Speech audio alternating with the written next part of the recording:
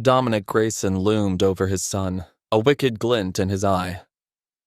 The tiger has returned, and I want you to help me find him and kill him. Dominic's son stood up from his chair, his heart pounding. The tiger's back? Where the hell did he come from? Where was he hiding all these years? Dominic sneered. Well, wherever he was, he certainly wasn't wasting his life playing video games. Dominic pulled out the photo that Isaac had brought him. Here, see for yourself. Dominic's son stared at the photo. He was just barely able to make out the silhouette of the tiger. That's him? I can't really see anything. Dominic nodded. That's him. Dominic picked up the remote and turned off the TV screen. It's time to get serious. You've been spending your life playing video games. Now it's time for the real game to begin.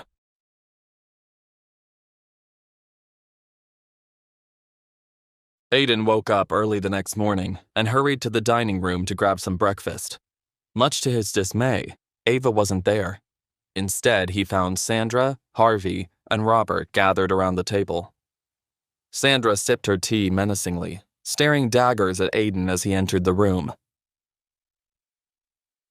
How's business these days, Dad? She asked Harvey.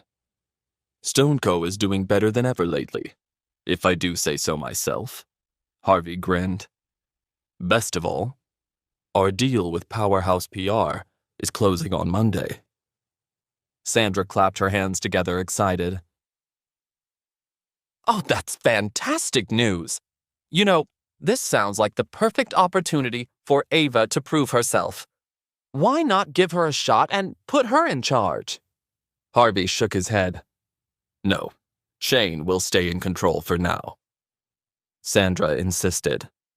But Dad, Ava's specialization is marketing and public relations. Powerhouse PR is the perfect place for her right now. Harvey shrugged and picked up a newspaper. I don't care. That girl's got poor judgment.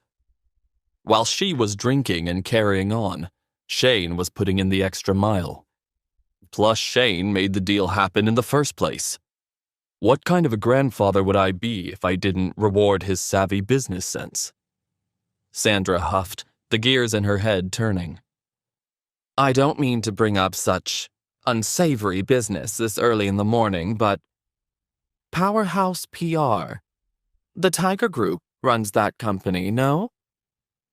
Harvey's eyes darted up from his newspaper. He blinked, glancing at Aiden before turning back to Sandra. Yes, that's true. The Tiger Group does have its hands in a lot of different businesses, including Powerhouse PR. Sandra leaned in closer. All the better. Let Ava prove what a fine businesswoman she can be. With something as high profile as the Tiger Group, this is a great opportunity. Harvey slammed his newspaper down on the table, his voice loud and booming. No! My decision is final. There was silence in the dining room. Aiden took a step forward. Mr. Stone, I think you should give Ava a shot. Sandra hissed at him. Excuse me, did anyone ask for your opinion? We're on the same side here, Mrs. Stone, Aiden pointed out as he poured himself a cup of coffee. I'm just saying, I think Ava would do great at this. As he spoke, Ava entered the dining room. She stared daggers at him. Harvey sneered. Oh, really? And just why should we listen to you? Weren't you just a delivery boy a few weeks ago? Well, I was. But now, I'm a manager at SafeTech. The entire Stone family's jaws dropped. Sandra scowled. You're a manager at SafeTech? Aiden nodded, sipping his coffee calmly. That's right. And you want to know how I got the job? Sandra folded her arms. I'd love to know how you wormed your way in there. Aiden smiled. The tiger referred me. Once again, there was silence in the kitchen. The Stone family was shocked. Harvey stammered over his words. You know the tiger? Aiden nodded. Yes, close personal reference. We know each other from my time on the streets. Sandra stood up, her voice tinged with venom. How could you possibly know the tiger? He's obviously lying, Dad. Don't listen to a word he says. It's like you said, Mrs. Stone. Aiden sipped his coffee.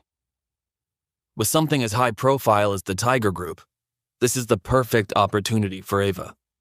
I could, I don't know, try to put in a good word for her or something. Sandra fell silent. She stared at Harvey, who was thinking carefully about what to say next. He stood up, approaching Aiden. You've given me a lot to think about here, Aiden. Perhaps you're right. Perhaps we should find a way to include Ava in this deal with Powerhouse PR. He turned to face Ava, whose jaw was on the floor. What do you think about that, Ava? Ava stayed silent, not sure what to say. This time, just make sure you work a little bit harder, a little bit smarter, Harvey continued. Keep your head down and focus on your work, rather than going out and partying. Sandra clapped her hands together again, practically ecstatic. Oh, thank you, Dad. You won't regret this. We'll make sure that Ava makes you proud. Ava stared at Aiden from across the room. A look of curiosity had replaced her scowl. Aiden could tell she was surprised his plan had worked. She turned to Harvey, smiling. Thank you, Grandpa. I promise I'll do better this time. After breakfast, Ava pulled Aiden aside. Thank you. I'm sorry I doubted you. Aiden shook his head. Think nothing of it. Ava ran her fingers through her hair, an anxious tone to her voice. The deal goes through on Monday. I have a lot to get done before then. How am I going to pull this off? Aiden placed a hand on her shoulder. You can do it. I know you can. They smiled at each other, then Ava backed away, slightly embarrassed. Well, I'd better go get dressed and head out if I'm ever going to stand a chance. Aiden grinned.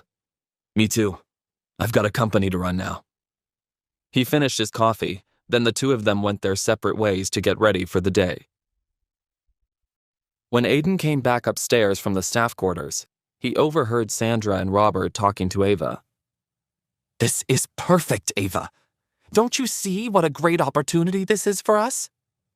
Sandra was practically bursting with excitement. Robert nodded. Your mother's right. If Aiden really does know the tiger, that means we have an in with the Tiger Group, and that means perhaps you can meet the tiger yourself. Sandra put her hands on Ava's shoulders, pulling her close. Listen to me very closely.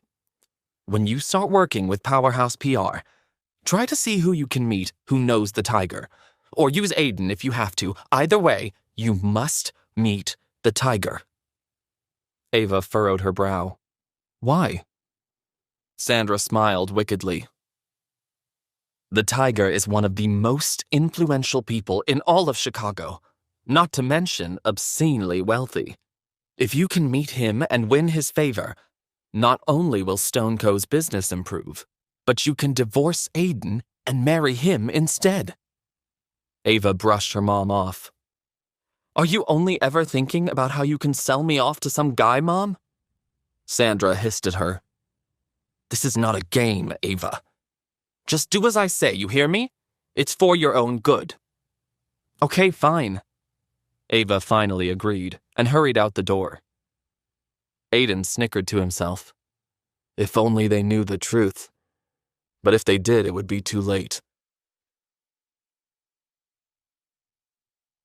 Later that morning, Aiden arrived at SafeTech and headed straight for his office. As soon as he was seated at his desk, his assistant, Tina, knocked on his door. Good morning, sir.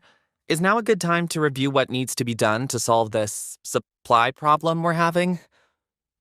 Aiden waved her in. Yes, good idea. Pull up a chair. Tina placed a large file on his desk and sat down across from him. So, this is an estimated budget of the total amount of money we're going to need to stay in the black over the next 2 weeks. Unfortunately, the number is pretty daunting. Obviously, I could use the Tiger Group's assets to keep the company afloat.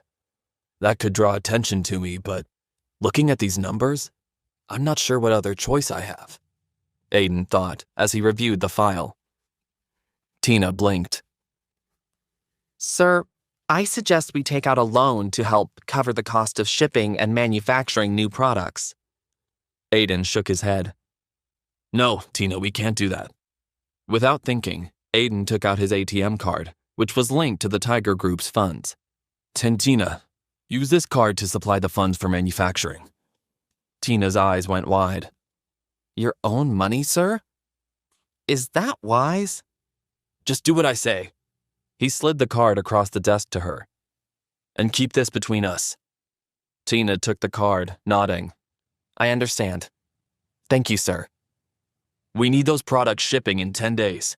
You understand? Tina stood up, exiting the office. Yes, sir. Right away. As she left, she nearly bumped into Lara. I have an appointment with Aiden. Excuse me. Tina turned red with embarrassment. Oh, I'm sorry, ma'am. Lara brushed past her, ignoring her apology. She quickly stepped into Aiden's office, closing the door behind her. Lara, what are you doing here? Aiden wondered aloud. Your little secretary seems a little bit too nervous to be working for such a big, important man. She snickered. Aiden chuckled. Tina does well for herself, don't worry about her. What's going on, Lara? Is it safe for us to talk here like this? Lara shook her head. Nothing's safe anymore. Suddenly, Aiden's office phone rang. That's Cyrus. Lara leaned over the desk. Answer. Aiden obliged. Hello? Aiden, good to hear your voice. Cyrus's voice echoed through the office. Is Lara there? Aiden nodded. Yes, you're on speaker. Good. Lara, tell him the news. Lara's smirk disappeared, replaced with a grave expression. Maximillian Caster? He's back. Officially. I need you to come with me right now. Aiden's eyes went wide. Now? Lara nodded. Yes. It's time for you to meet. What will happen when Maximillian Caster returns? Can Aiden keep his secret safe with Dominic's son on the hunt? Wait, that's not the end. You've just had a free taste. Now get the full story on the Pocket FM app, link in description. Check out our next video and playlist, and don't forget to like, share, and subscribe.